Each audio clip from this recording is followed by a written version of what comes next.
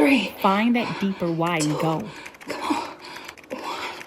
So in this video, I'm going to tell you the 3 secrets. It's all it is. I mean, there's 4, but 3 key secrets to weight loss. Weight loss, when you get down to it, it's pretty simple. Most people complicate it where it becomes complex because people don't want to put in the work. When you math it out, it is easy, okay? But when you put in the work, that is where it becomes hard, relative. Number 1, consistency. Doing and showing up when you don't want to, regardless of the situation, scenario, reason, excuse. You are being committed in showing up day in and day out when you don't want to. You have to find that drive, that will that allows you to be committed. And that's discipline as well. Commitment and discipline kind of goes hand in hand, because if you're not committed, then how can you be disciplined, right? And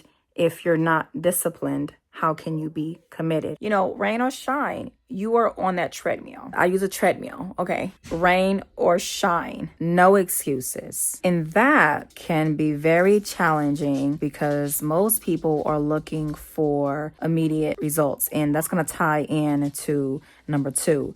But they're looking for instant results. And that's just not how it works. I say this all the time. Whatever weight that you have to lose, you did not gain that overnight.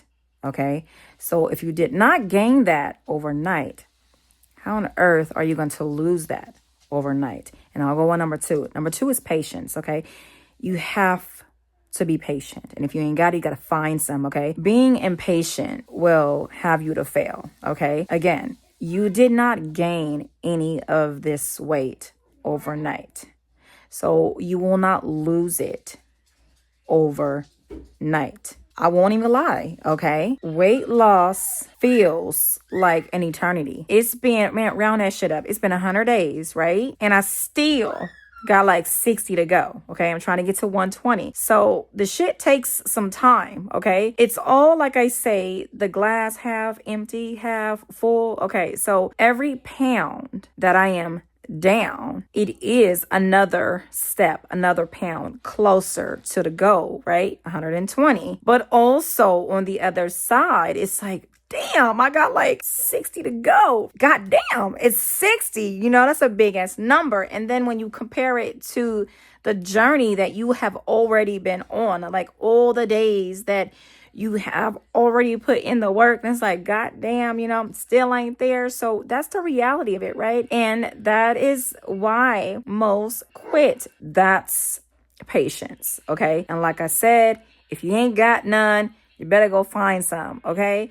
I'm one to tell you, my patience level is thus far, okay? However, when you are truly committed to something, like at heart, you find patience. When you're truly devoted to something, you're truly dedicated, nothing can take you away from what you're trying to do. Nothing will take you away from that commitment, from that devotion. You got to be dedicated, and you got to find it in here. It's heart, man. And if your heart is not invested, you're not going to commit. You will fail. Now, number 3, trusting the process. Okay. You got to trust the process. If you are doing all that you know that you are supposed to be doing, getting your workouts in, you are within your deficit, you will lose weight. It's science.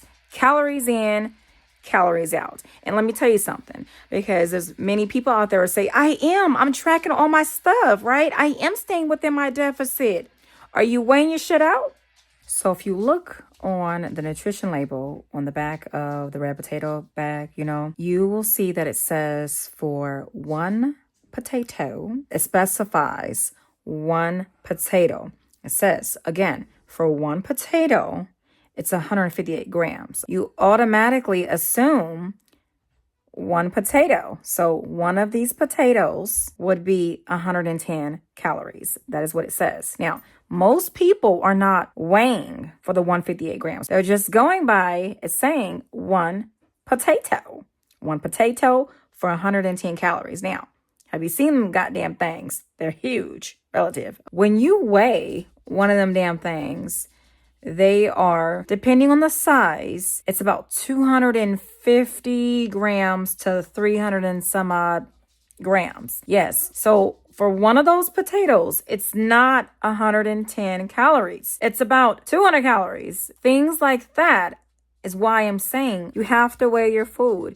When you weigh your food on a scale, it's gonna weigh by how heavy it is rather than the volume of a cup. Does that make sense to you? Okay. Whatever your deficit is, you can be kicked out of that damn deficit very quickly by a couple of hundred calories, okay? A lot of people will go throughout their day mindless snacking. You know, you just roaming in the kitchen. You're like, oh, I'll have a little grape, or I'll just have a little bit of the watermelon. My kid didn't finish his little chicken nugget, so I'm gonna just have the last bit of his half chicken nugget. Those little pieces of snacks will kick you out of your deficit so fast.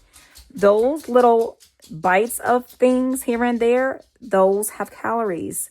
Those will add up. When I say you have to be mindful and track every calorie, I know it is crucial, but there's a deficit for a reason. Maybe in another video, I'll go into a deficit. What is it? What deficit should work best for you? I'll use myself for an example. So my TDEE, I still cannot remember what the hell that stands for. It is your total daily something expenditure. Based on that, with all of my numbers, my deficit is 1,200, okay? 1,200 calories, okay? I can actually eat more than that, and I do, and I drop weight, okay? So most days, I'm eating between 1,220, 1,280, 1,290, and I drop weight. Like today, I round up all my calories, like everything that I'm going to have today, it's already logged in MyFitnessPal, and you should do that too, because that's planning, okay? If you fail to plan, then you plan to fail, okay? So if you have one of those apps, I mean, you don't need to, but it's good to have one of those apps, you know? I'm a creature of habit, so I damn near eat the same thing every damn day. So, I mean, I really don't have to, but it's good to have those. So everything is planned out, and my total calorie intake today would be, it's like 1,280 something around there, okay? Now, around every 10 days to 2 weeks, I will have a cheat day. And most times I eat between 1,900 and 2,500 calories. And I'll do a separate video on that. With even that, I still drop weight, okay? If you know you're not giving 1,000%, then you are not going to see results, okay? You have, and that goes into number 4 when I said it's 3, but there's 4. That's what I'm talking about. Number 4, you got to put in that work, man. You got to be full on dedicated. If you ain't dedicated, you will not see results. It's honesty. It's saying, you know, hey, I am not going as hard as I can. Again, we're not perfect, right? So there are times, and will come times where I say this all the time, you will be tested. There are hurdles, and you don't want to do it. You're just over it. Like the days seem too long. The workouts are so exhausting. You're tired of eating the same shit every day. Like, I get it. But that is when you have to tell yourself, hey, the shit is hard, but I can do hard things. I can do hard things. That's the way you have to see it. That's the way you have to know it. Weight loss is very easy. It really is. Like I said, it's just math. It's just math. Calories in, calories out. You put your body into a deficit and you will drop weight. Where it becomes hard is where the consistency is. Yes, baby. What is it? You what? Cinnamon Toast Crunch? Okay, hang tight. So where weight loss becomes hard and challenging, it's having to be consistent when you don't want to. When you're having those days that are not sunshine and rainbows, okay? It's hard when you have those days that you're tired, that you're overworked. It's hard when you just don't want to eat goddamn chicken and vegetables for today, when you're stepping on the scale and you didn't drop for that day or that week, and you know that you gave so much in the gym, so much in the kitchen. Continuing, that is when it becomes hard. The reality, in fact, of all this, you can do hard things. We all can do hard things. It's just a matter of telling yourself and pushing yourself. And when you have a goal, in order to obtain that goal, any goal, you have to be driven. You have to be dedicated. You have to be committed. You have to be disciplined. All of those things will come into play, come into part with any goal that you are trying to obtain.